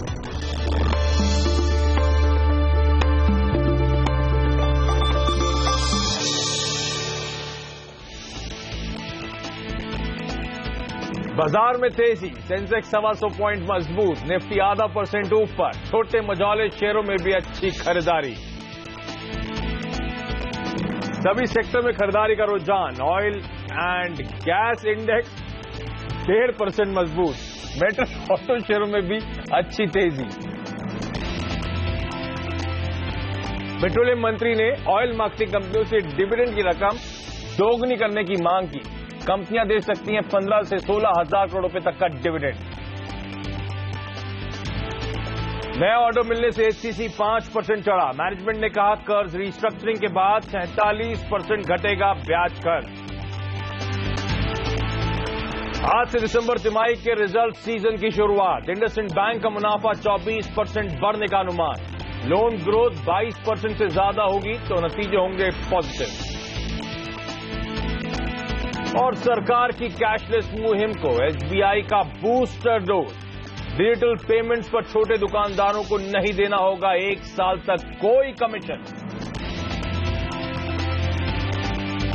और इससे पहले आगे बढ़ें, क्विकली भारतीय बाजारों का चेक ले लीजिए और मजबूती के साथ कामकाज होता हुआ। 10 बजे मैंने जो मार्केट हाईलाइट करे थे, सेम लेवल्स पे इस समय सेंसेक्स निफ्टी कामकाज करते हुए आधे % के आसपास सेंसेक्स निफ्टी में उछाल के साथ इस समय कामकाज। निफ्टी 8272 के लेवल्स पे इस समय ट्रेड दिखाता हुआ और चौतरफा खरीदारी का दिन है। ऐसा मैं क्यों कह रहा हूं? मिड कैप स्मॉल कैप्स आपकी स्क्रीन पर आएंगे, मजबूती के साथ उन पॉकेट्स में कामकाज होता हुआ। 1/3% से ज्यादा मिड कैप्स और स्मॉल कैप्स में ऑलमोस्ट 2/3% का उछाल है, इसलिए मार्केट ब्रेथ पॉजिटिव है। 2:1 का रेशियो, हर एक गिरने वाले के सामने 2 स्टॉक्स मजबूती के साथ कामकाज कर रहे हैं, यानी कि जितने शेयर ट्रेड हो रहे हैं 2/3 शेयर उसमें हरे निशान के साथ आपको ट्रेड करते हुए नजर आएंगे। और जब मैंने चौतरफा खरीदारी बोली है तो अक्रॉस सेक्टरल पॉकेट्स आज मजबूती के साथ कामकाज हो रहा है। गेन्स को लीड कर रहा है ऑयल एंड गैस स्पेस, जहां पे हमने उछाल आता हुआ देखा है तगड़ा ऑयल मार्केटिंग कंपनीज में खास तौर पर उसका फायदा मिलता हुआ। मेटल्स और ऑटो में अच्छी खरीदारी, इनफैक्ट बैंक निफ्टी भी 127% के आसपास का उछाल दिखाता हुआ। आज के लिए सबसे बड़ा ट्रिगर बना था डॉलर इंडेक्स, जिसमें हमने देखा लगातार रुपये से दबाव बनता हुआ और उससे भारतीय बाजारों में, उभरते बाजारों में मूड काफी हद तक आज सुधरता हुआ। मेरे साथ रोज की तरह मार्केट वेटरन प्रकाश गाबा साहब जुड़ते हुए। प्रकाश सर, अच्छी मजबूती के साथ कामकाज हो रहा है और काफी हद तक इन लेवल्स के आसपास हम कंसोलिडेट या स्टेबलाइज करते हुए नजर आ रहे हैं सुबह से। क्या लगता है अगला मूव, अगली चाल क्या होगी और रणनीति क्या हो निफ्टी पर? निफ्टी पर ऐसी रणनीति है कि एक गैप अप ओपन हुआ है, अगर यहां पर आज क्लोज गैप अप होता है तो इसको कह सकते हैं शॉर्ट ट्रैप, तो फिर कल एक अप रहेगा। तो आज शॉर्ट कवरिंग का कल सहारा मिलने वाला है, इसका मतलब क्योंकि ट्रैप हो गया आज, तो आज उनको आज खरीद कर कल चले जाइए, लेकिन ये गैप बना रहना चाहिए, ये जरूरी है। तब ये एक बाई ट्रेड बनता है, बाई टुडे सेल टुमारो। फिलहाल तो ठीक नजर आ रहा है। कल मुझे लग रहा था कि ये मार्केट 2-4 दिनों से हम देख रहे हैं 8228 इसके ऊपर रखा है, ये एक स्ट्रॉन्ग सपोर्ट जोन है। मार्केट एक्सपैंड करता है और कॉन्ट्रैक्ट करता है, ये कॉन्ट्रैक्शन नहीं है, ये एक पॉज है। अपमूव में जब पॉज होता है तो फ्रेश अपमूव कंटिन्यू होता है। तो नेक्स्ट टेक्निकल टारगेट से, जैसे कि मैंने पहले भी बताया था, 8319 के है और 8367 आते दिनों में वहां तक जाने की पूरी कोशिश करेगा, जब तक कि ये लेवल्स है 8228 स्ट्रॉन्ग सपोर्ट जोन रहे। हाँ, अगर 8228 ब्रेक हो जाता है तो फिर एक कॉन्ट्रैक्शन में आ जाता है मार्केट, फिर 8175 का स्ट्रॉन्ग सपोर्ट जोन होता है, फिर उसको आते आते नेक्स्ट टारगेट को वक्त लगता है। तो ये जो गैप बना हुआ है, ये गैप शाम तक मेंटेन होना चाहिए, तो कल शॉर्ट ट्रैप होगा और कल मजबूती फ्रेश देखने को। ये सब ट्रेड इनिशिएट ना करूं, शाम तक का वेट करूं। एब्सोल्युटली 3:25 ठीक है। तो खरीदारी करने के फिर मौके होंगे 8319, उसके बाद 8367 के टारगेट्स के लिए आप अप्रोच करें। चलिए अब सवाल जवाब के सिलसिले की शुरुआत करते हैं और अगले 6 मिनट तक आपकी तरफ से आए सवालों का फटाफट जवाब देंगे मैं और प्रकाश सर। सबसे पहले मुंबई चलते हैं और रॉमिल चुग का सवाल है कोल इंडिया पे। प्रकाश सर, 10 शेयर 320 की बाइंग। कोल इंडिया, वेल यहां पर लगता है कि 320 की बाइंग है इनकी, 320। हाँ, तो बेसिकली स्ट्रक्चर तो बुरा नहीं है, लेकिन लो लेवल्स में सपोर्ट है। 280 भी देखने को मिले तो घबराइएगा मत, वक्त दीजिएगा, पेशेंस दीजिएगा। तो 340 से 360 का नजर आएगा। अगला सवाल सोनाटा सॉफ्टवेयर पे है। लुधियाना से अमरजीत सिंह का 300 शेयर 184 की बाइंग। होल्ड करना चाहिए, बढ़िया स्ट्रक्चर है, साइडवेज कंसोलिडेशन में अपमूव शुरू हुआ है। 160 का स्टॉप मेरे ख्याल से स्ट्रॉन्ग सपोर्ट जोन है, टारगेट 225 के भी बन सकते हैं Sonata software. Delta Corp Kolkata से तन्मय बोस 1000 शेयर 131 की बाइंग। सर्टनली होल्ड करना चाहिए, 6-8 महीने और 8 महीने के हिसाब से स्ट्रॉन्ग सपोर्ट जोन 100 के आसपास है। जितना ज्यादा पेशेंस रखेंगे उतना ज्यादा मुनाफा होगा डेल्टा कॉर्प में। नेक्टर लाइफ साइंसेज थाने से विराज कोटेकर का सवाल 1000 शेयर 36 की बाइंग। वेल होल्ड करना चाहिए, बस वहीं पर एक सपोर्ट है, सपोर्ट होना चाहिए 32-33 का। ये जब तक ब्रेक नहीं करता अपमूव ऑन है। कहां तक बेचें? 45 का ये टारगेट है नेक्टर लाइफ साइंस पे। सीएससी दिल्ली से अनुज सुराना का सवाल 25 शेयर 650 की बाइंग। वेल वहीं पर ट्रेड कर रहा है आप। देखिए, मुझे स्ट्रक्चर के हिसाब से सीएससी अब भी पॉजिटिव लगता है। वक्त दीजिएगा, 750 का टारगेट नजर आता है। स्ट्रॉन्ग सपोर्ट जोन है 590-580 जोन पर। घबराइएगा मत, पेशेंस रखिए सीएससी। इंडिगो या फिर इंटरग्लोब एविएशन, पुणे से ललित पारिक का सवाल 140 शेयर 950 की बाइंग। वेल जब भी मौका मिले ऊपर का निकल जाना। स्ट्रॉन्ग रेसिस्टेंस है, जो इनकी कॉस्ट है 1950 के आसपास है। स्ट्रक्चर के सबसे ज्यादा वीकनेस नजर आती नहीं, लेकिन स्ट्रेंथ भी नजर नहीं आती, इसलिए अपमूव का एडवांटेज लेकर इंडिगो से निकल जाना ही समझदारी है। एलएमएल भोपाल से चंदन त्रिपाठी का सवाल, 7000 शेयर 10 की बाइंग। होल्ड करना चाहिए, बस वहीं पर 10 के आसपास इर्द गिर्द ही एक ब्रेकआउट मिला है। हो सकता है इसका टारगेट कुछ 20 भी बने, लेकिन एलएमएल को होल्ड करना चाहिए। स्टॉप लगाना चाहिए 12 का। अगर टर्न भी हो जाता है तो भी 2 रुपए अगर ले आएंगे। जैन इरिगेशन हुगली से मनोजीत भुइया का सवाल है, 500 शेयर 93 की बाइंग। बस वह स्टॉप लगाइए 85 का, होल्ड कीजिए और 120 का इंतजार कीजिए। वक्त लगेगा लेकिन इंतजार करना जरूरी है।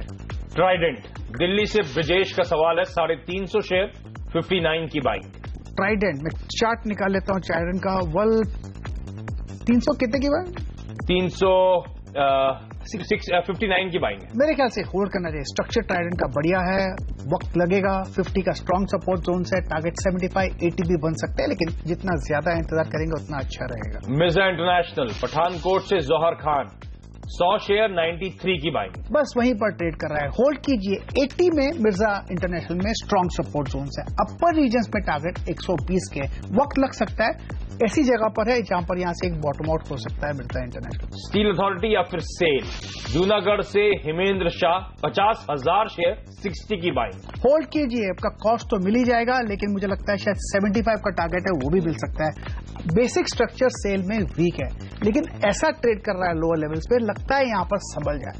इसीलिए एक लेवल देता हूं, उस पर ध्यान दीजिए, वो है 57 का। जब भी इससे ऊपर ट्रेड चला जाएगा, कह सकते हैं कि कंफर्मेशन होगा और अपमूव शुरू हुआ है। टाइड वाटर ऑयल अहमदाबाद से अर्पित छाबड़िया, 40 शेयर 5,944 की बाइंग। होल्ड करना चाहिए, 5,400 का स्टॉप लगाना चाहिए। बेचिए कहां पर? वक्त दीजिएगा। 7,200 का लेवल है, नजर आ रहा है, वहां तक मिल सकता है। एल&टी फाइनेंस होल्डिंग, चंडीगढ़ से जतिन सारना, 1000 शेयर 84 की बाइंग। होल्ड कीजिए, 90 का स्टॉप लगाइए। टर्न हो गया तो फिर भी 6 रुपया कमा लेंगे। मुझे लगता है टारगेट 108 के ऊपर है, 110 भी हो सकता है। स्ट्रक्चर पॉजिटिव है। जेके पेपर, आगरा से कुंदन लाल, 500 शेयर 85 की बाइंग। 85 की बाइंग है, होल्ड करना चाहिए। स्टॉप लगाना चाहिए 84 का, 1 रुपया कम जो इनकी कॉस्ट है। टारगेट 110 के करीब नजर आ रहे हैं। स्ट्रक्चर पॉजिटिव है जेके एम्पायर। सुजलॉन नवी मुंबई से सौमिल नारंग, 4000 शेयर 14.5 की बाइंग। लेकिन इनको होल्ड करना पड़ेगा काफी समय के लिए। 20 का लेवल भी देख पाएंगे, लेकिन पेशेंस की जरूरत है। सुजलॉन में ज्यादा गिरावट मुझे नजर नहीं आ रहे। पिछले दिनों हमने कुछ 13 रुपया लो देखा था, इससे नीचे मुझे लगता नहीं जाएगा। हाइडलबर्ग सीमेंट, मेरठ से वरुण पांड्या, 200 शेयर 126 की बाइंग। होल्ड करना चाहिए, स्टॉप लगाइए 100 का। अपमूव मिलेगा 130 और 135 के आसपास, इर्द गिर्द वहां पर निकल सकते हैं। टीसीएस सूरत से कल्पेश, 15 शेयर 2192 की बाइंग। होल्ड कीजिए, 2200 में स्ट्रॉन्ग सपोर्ट जोन है, अगर लगाएं तो वो वहां पर स्टॉप लगाइए। अपर रीजन पे 26 के आसपास अगर मौका मिलता है तो टीसीएस से निकल सकते हैं। एमसीएक्स रोहतक से शिव कुमार, 90 शेयर 1285 की बाइंग। होल्ड कीजिए, स्टॉप लगाइए 1160 का। अपर रीजन पे 1400 के आसपास निकल सकते हैं, वहां पर प्रॉफिट बुक कर सकते हैं। एक्सिस बैंक सिकंदराबाद से शाहिदुल मिर्जा का सवाल है, 240 480 के भाव पे। होल्ड कीजिए, स्टॉप लगाइए अराउंड 410 का। यहां से एक बाउंस मिलने की पूरी उम्मीद कर सकते हैं। अगर बाउंस मिलता है तो कहां तक जाएगा? 500 का लेवल नजर आता है, वहां पर अगर चला जाए तो प्रॉफिट बुक कीजिए वहां पर। आखिरी 30 सेकंड बचे। जुबिलेंट फूड वर्क्स दिल्ली से जोगिंदर, 150 शेयर 855 की बाइंग। मेरे ख्याल से इनको अब होल्ड करना चाहिए। है तो वीक स्ट्रक्चर, लोअर लेवल्स में एक स्टॉप लगाना चाहिए 780 का, क्योंकि ऐसी जगह पर है, ऐसे जगह पर ट्रेड कर रहा है, यहां से एक बाउंस मिल सकता है। अगर बाउंस मिलता है तो कहां तक जाएगा? बहुत ही स्ट्रॉन्ग रेजिस्टेंस है 950 के आसपास, वहां चला जाता है तो एग्जिट। एक लास्ट सवाल क्विकली, पोरबंदर से हरित सेठिया का सवाल है, राजेश एक्सपोर्ट्स, 500 शेयर 535 की बाइंग। होल्ड कीजिए, स्टॉप लगाइए 480 का। बेचिए कहां पर? 590 से 600 जोन्स, वहां पर प्रॉफिट बुक कर सकते हैं। फिलहाल होल्ड राजेश एक्सपोर्ट्स। ओके, तो 6 मिनट पूरे हो चुके, इनफैक्ट थोड़ा सा तो ज्यादा ही हो गया उससे। तो आपकी तमाम क्वेरीज जल्दी से सॉल्व करने की हमारी कोशिश थी। अभी भी लाइंस खुली हुई हैं आपकी स्क्रीन से, वो toll free numbers, WhatsApp number, Facebook ID, ये सब आता रहेगा। हमें रीच आउट करें। कोशिश करेंगे अगले 10-15 मिनट जो बचे हैं शो के दौरान हम आपकी ज्यादा से ज्यादा क्वेरीज को सॉल्व करें। प्रकाश सर, लेकिन हमेशा की तरह वो ट्रेडिंग आइडियाज, ट्रेडिंग टिप्स का समय आ गया, बताएं। आईसीआईसीआई बैंक, मुझे लगता है यहाँ पर एक अप मिल सकता है, स्ट्रक्चर के हिसाब से अच्छा बेस बना हुआ है। आईसीआईसीआई बैंक का जो टारगेट है 266, कोशिश करेगा वहां जाने की, स्टॉप होना चाहिए 259। दूसरा स्टॉक जो अच्छा लग रहा है वो है आईबुल हाउसिंग। इंडिया बुल हाउसिंग में अच्छा अप मूव है, आज भी मूव अच्छा मिला है, टारगेट होना चाहिए कुछ 693, 694, 695, ये जोन्स है, वहां तक जाने की पूरी कोशिश करेगा। स्टॉप होना चाहिए 675 का, चाहे तो 680 कर लीजिए, अब बढ़ भी चुका है। आईसीआईसीआई बैंक और इंडिया बुल्स हाउसिंग दोनों में आप बैंकिंग फाइनेंशियल सर्विसेज को लेकर खासतौर पर बुलिश हैं, बैंक निफ्टी का आउट परफॉर्म करने वाला है? मुझे वो पता नहीं, मुझे यहाँ पर टेक्निकल सिग्नल दिखता मैं दे देता हूँ। लेकिन इर्द गिर्द देखा है कि इसी सेक्टर में एक बाय सिग्नल जनरेट हो रहे हैं, या तो ये ट्रैप है या तो यहीं पर स्ट्रेंथ है, स्ट्रेंथ नजर आ रही है। तो ठीक है, तो banking financial services space attractive नजर आती है और दोनों पिक्स उसी पॉकेट से हैं। आईसीआईसीआई बैंक और इंडिया बुल्स हाउसिंग दोनों में खरीदारी करने के मौके ढूंढे। लेकिन एक इंटरेस्टिंग खबर की तरफ मूव करते हैं। सरकार ने ऑयल मार्केटिंग कंपनियों से डिविडेंड की रकम दोगुनी करने की मांग की है। पिछले साल इन कंपनियों ने 8,000 करोड़ रुपए से ज्यादा का डिविडेंड दिया था। क्या कंपनियों की हालत ऐसी है कि वो दोगुना डिविडेंड दे पाए? इस पर और अपडेट के लिए हमारे साथ जुड़ रहे हैं रिसर्च एनालिस्ट वरुण दुबे। वरुण, हाय। सरकार ने ओएमसी से ज्यादा डिविडेंड मांगा है, अब तक डिविडेंड देने का ट्रेंड कैसा रहा है और क्या कंपनियां ज्यादा डिविडेंड देने की हालत में? आपने उनकी बैलेंस शीट को चेक करा? डेफिनेटली आशीष, देखिए एक लंबे समय से दरअसल पीएसयू कंपनीज जो है वो डिविडेंड के जरिए सरकार की जो तिजोरी है वो बढ़ते जा रही है और ऑयल मार्केटिंग कंपनीज का इसमें काफी अच्छा खासा कंट्रीब्यूशन है। और अगर पिछले कुछ सालों में अगर आप देखें तो ये जो कंट्रीब्यूशन है वो लगातार बढ़ते जा रहा है। अपने स्क्रीन पे आप देख सकते हैं कि FY13 में ऑयल मार्केटिंग कंपनियों ने करीब 3,000 करोड़ रुपए का कुल मिला के डिविडेंड दिया था, वो बढ़ के FY16 में करीब 8,000 करोड़ हो गया, यानी कि दुगने से भी ज्यादा डिविडेंड इन 4 साल के अंतराल में ऑयल मार्केटिंग कंपनियों को देना पड़ा है। तो दरअसल अगर आप देखें तो अब सरकार मांग रही है कि करीब 15 से 16,000 करोड़ रुपए डिविडेंड दरअसल इन कंपनियों को देना चाहिए, यानी कि इससे भी दुगना डिविडेंड सरकार इनसे मांग रही है। जहां तक आपने पूछा कि इनकी बैलेंस शीट का क्या हाल है, तो कहीं ना कहीं डिविडेंड दिया जाता है कैश से या मुनाफे से। तो अगर आप इन कंपनीज के बुक में कैश देखें तो आईओसी के पास करीब 2,000 करोड़, एचपीसीएल करीब 2,800 करोड़, वहीं बीपीसीएल के पास करीब 4,600 करोड़ के आसपास का कैश है, यानी कि कैश इन कंपनियों का अगर मिला दे FY16 का तो करीब 9,400 करोड़ के आसपास इन कंपनियों के पास कुल मिला के कैश है। इस साल का अगर आप मुनाफा देखें तो मुनाफे में अच्छा खासा जंप इन कंपनियों में जरूर हुआ है। बीपीसीएल, एचपीसीएल, आईओसी, इन सभी कंपनियों के जो मुनाफे है उसमें करीब 100% के आसपास का जंप देखने मिला है। लेकिन क्या ये मुनाफा पर्याप्त है इन कंपनियों को डिविडेंड देने के लिए, ये कहना काफी मुश्किल होगा। जहां तक कैश की बात है तो कैश इन कंपनियों के पास उतना नहीं है कि ये पूरी तरह से डिविडेंड दे सके, कहीं ना कहीं मुनाफे में से देना होगा। कितना दे पाएंगे ये कंपनी, ये कहना काफी मुश्किल है, लेकिन कैश काफी कम है। तो कंपनीज अपना खुद का पैसा जुडिशियसली यूज नहीं कर पाएंगी, शायद फोर्सफुली डिविडेंड पे करना पड़ेगा, तो कंपनी के लिहाज से शायद बुरी खबर होगी। लेकिन अगर आप शेयरधारक हैं तो शायद तगड़ा डिविडेंड डोल आउट मिलने वाला है, पिछले साल से कहीं ज्यादा डिविडेंड मिलने वाला है, इसीलिए ये स्टॉक्स एक्टिव है। आपकी स्क्रीन पे तमाम ऑयल मार्केटिंग कंपनीज आएंगी। आज के ट्रेड में 1.5 से 2.5-3% के उछाल के साथ इसी खबर के दम पे स्टॉक कामकाज करते हुए, ना सिर्फ ऑयल मार्केटिंग कंपनीज बल्कि पूरी सरकारी कंपनीज की जो स्पेस है वो खासी एक्टिव होती हुई। Engineers India, Bharat BEL, Chennai petro, GAIL, oil India, इन सब में देखिए आप 1 से 4% के उछाल के साथ कामकाज होता हुआ, तो पूरी सरकारी कंपनीज का स्पेस आज एक्टिव होता हुआ। लेकिन वरुण, ओएमसीज के अलावा और कौन सी पीएसयू जिनके पास कैश रिजर्व ज्यादा है और वो ज्यादा डिविडेंड दे सकती हैं, क्योंकि अब बाजार होपफुल है। अगर ऑयल मार्केटिंग कंपनी से ज्यादा पैसा वसूला जाएगा तो शायद बाकी कैश फ्लो पीएसयू से भी ज्यादा पैसा वसूला जाएगा। आपने उसकी भी कोई स्टडी करी है ना? डेफिनेटली आशीष, उसकी भी एक स्टडी की गई है और हमने दरअसल ढूंढने की कोशिश की कि कौन सी कंपनी है जिनके पास अच्छा खासा कैश है, जो डिविडेंड दे सकती है, डिविडेंड देने के हालत में है। तो उसमें मैं एक लिस्ट आपको बताता हूं। कोल इंडिया करीब 38,000 करोड़ रुपए का कैश है इस कंपनी के पास, ओएनजीसी करीब 25,700 करोड़ के आसपास, एनएमडीसी करीब 14,800 करोड़, भेल 10,000 करोड़, ऑयल इंडिया 9,500 करोड़। ये पूरी लिस्ट आप अपने स्क्रीन पे देख सकते हैं। ये वो कंपनीज है जिनके पास अच्छा खासा कैश है, अच्छी खासी हालत में भी है ये कंपनी, और सरकार चाहे तो इनसे भी डिविडेंड निकाल सकती है। टाइम बताएगा कितना डिविडेंड इनसे मिलता है। तो पहले बायबैक करवाया गया, अब शायद डिविडेंड तगड़े डोल आउट होते हुए नजर आए, तो वहां से फिर इस बजट की काफी हद तक शायद भरपाई होती हुई नजर आएगी। तो पैसा यहां से निकलेगा तो शेयरधारकों के पास जाएगा, जिसमें एक शेयरधारक सरकार भी है जो इन कंपनीज के प्रमोटर है। इसीलिए ये स्टॉक्स एक्टिव होते हैं। प्रकाश सर, ये ऑयल मार्केटिंग कंपनीज के चार्ट्स अगर आपने देखे हो, या फिर ना सिर्फ ऑयल मार्केटिंग कंपनीज बल्कि कोई सरकारी कंपनी आपको बहुत अट्रैक्टिव लग रही हो चार्ट पे सर? मुझे सुबह मैंने एक रेकमेंड किया था किसी चैनल पर, इंग्लिश चैनल पर, बीपीसीएल और एचपीसीएल भी अच्छा लग रहा था मुझे। स्ट्रक्चर तो इन दोनों का ही अच्छा लग रहा है, स्ट्रेंथ तो है काफी हद तक नजर आ रही है, वीकनेस तो नजर नहीं आ रही, तो मेरे ख्याल से दोनों ही अच्छे हैं। ऑयल मार्केटिंग कंपनीज बीपीसीएल और एचपीसीएल को अपने रडार पे रखें। फिलहाल छोटा सा ब्रेक। मैंने कहा था आपके सवाल आप भेजिए, हम उन सवाल क्वेरीज को सॉल्व करने की कोशिश करेंगे। ब्रेक के बाद सवाल जवाब के सिलसिले की एक बार फिर से शुरुआत करेंगे।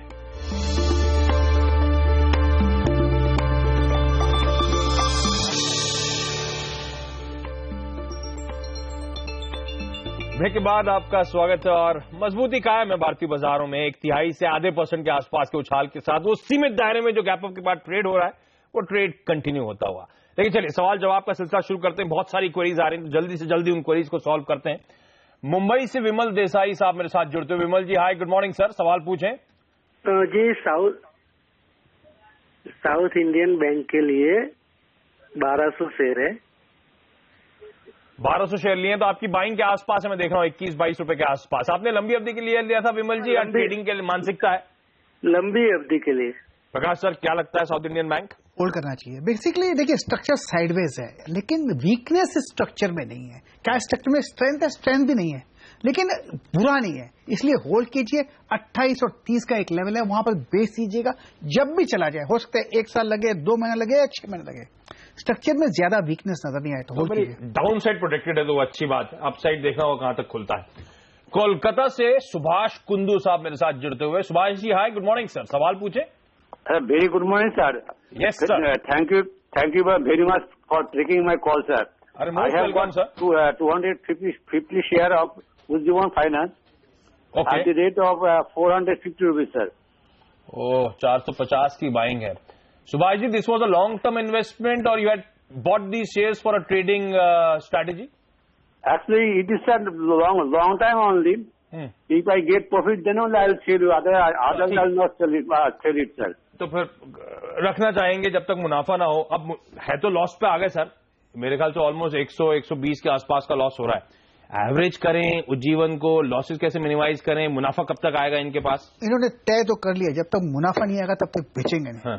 तो इनको भी और कोई चारा है ही नहीं, एक तो होल्ड करने का। अड़ी भी अच्छी बात होती है क्या? नहीं, होनी नहीं चाहिए। होनी नहीं चाहिए, लेकिन इसका एक उज्जीवन का एक फायदा है, खाली एक कर ली, जो भी ऐड करें उसके ऊपर एक स्टॉप जरूर लगाएं। और स्टॉप कहां लगाएं? 225 का। तो ऐड यहां पर कर लीजिए, जो उनको चीज अच्छी लगी। 225 तो बहुत दूर है, बहुत दूर है, लेकिन उससे वो ब्रेक नहीं होगा। अच्छा, तो स्टॉप ऐसा लगाना चाहिए जो ब्रेक ना हो। अब इन्होंने लिया है ऊपर हाई, इसका कॉस्ट कम करने के लिए ये एक स्ट्रेटेजी बनती है। अगर नॉर्मली एक देखा, अगर हम गलत हैं तो हम ऐड नहीं करना चाहिए, ये हमारा कानून है, रूल है। नॉर्मली तो नहीं करना चाहिए, अगर आपको करना है तो थोड़ा कर लीजिए, वैसे होना नहीं चाहिए। चलिए, अहमदाबाद से जिगर पटेल साहब मेरे साथ जुड़ते हुए। जिगर जी हाय, गुड मॉर्निंग सर, सवाल पूछे। Good morning sir. Yes sir. Sir NHPC है, 500 शेयर है, 30 रुपए के भाव से 2-3 रुपए का लॉस हो रहा है सर। कितना टाइम देंगे सर स्टॉक को? 2 साल तक। तो लॉन्ग टर्म इन्वेस्टमेंट मान लेता हूं मैं, क्या करूं? होल्ड कर, एब्सोल्युटली साइडवेज जोन है, लेकिन जब एक बार ये 30 का लेवल क्रॉस कर लेगा फिर तो 35 पे चला जाएगा, इसलिए होल्ड कर लीजिए। लोअर लेवल्स में सपोर्ट है 24 के आसपास, अगर वहां पर मिलता है तो वहां पर ऐड कर सकते हैं। ओके, तो ये क्लियर कट स्ट्रैटेजी आपके लिए आती हुई जिगर पटेल साहब। यहाँ पे एक छोटा सा ब्रेक, फिर से सवाल जवाब का सिलसिला कंटिन्यू करेंगे और ब्रेक के बाद सीएम के ताजा आंकड़ों में गाड़ियों की बिक्री में भारी गिरावट, पूरी खबर बताने के लिए हमारी सहयोगी मुग्धा मिश्रा जुड़ेंगी।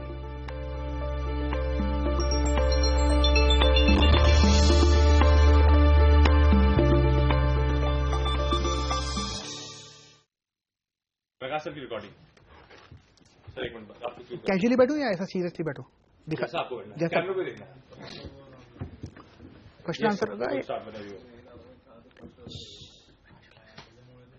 शुभकामनाएं हो आपको, मुझे ध्यान है। एक बार में बोला भाई। Done sir, you can start. CNBC आवाज को बहुत बहुत शुभकामनाएं। मुझे ध्यान है जब इसका लॉन्च हुआ था, उसके पहले हम सॉफ्ट लॉन्च की काफी तैयारी कर चुके थे और पहला दिन था, मुझे याद है मैं पहला ही शो में था। अच्छा लग रहा है कि आज 12 साल के बाद भी यहीं पर हूं। सेंसेक्स उस समय मुझे ध्यान है कुछ करीब 6000 के आसपास था, आज 26,000 के आसपास है। इस 12 साल में कुछ 20,000 पॉइंट की तेजी हुई है। अगर इसको आंकड़े को निकाल कर देखें तो एवरेज होता है 4.5 पॉइंट पर डे, कुछ खास नहीं है, लेकिन एक्सपेंशन कॉन्ट्रैक्शन सेंसेक्स में हुए। सवाल है कि 12 साल के बाद कहां होगा। दो तरीके हैं कैलकुलेट करने को कि जितना हुआ है 20,000 ऐड हुआ है 12 साल में, तो 20,000 और कर लीजिए ऐड, तो 26,000 के ऊपर 20,000 कर लेंगे तो करीब 46-47,000 बन जाते हैं, तो वहां तक जाने की कोशिश कर सकते हैं। अगर आप परसेंटेज टर्म्स में देखें तो ये 4 गुना हो चुका है, 6,000 से 26,000, तो 26,000 से 4 गुना करें तो 1 लाख का लेवल है, वो भी देख सकते हैं। कुछ पॉसिबल, कुछ भी हो सकता है इस मार्केट में। मार्केट में एक बार तेजी आ जाती है तो फिर कोई टॉप नहीं बनता। इसलिए एक बात तो तय है कि यहां से जरूर ऊपर होगा अगर आप सिर्फ सेंसेक्स में ही निवेश कर बैठे और कुछ न करें, तो 8 मूविंग एवरेज के ऊपर ही रहा है। जब तक ये 22,000 नहीं तोड़ता, ये एक स्ट्रॉन्ग सपोर्ट जोन्स है, अपसाइड अनलिमिटेड।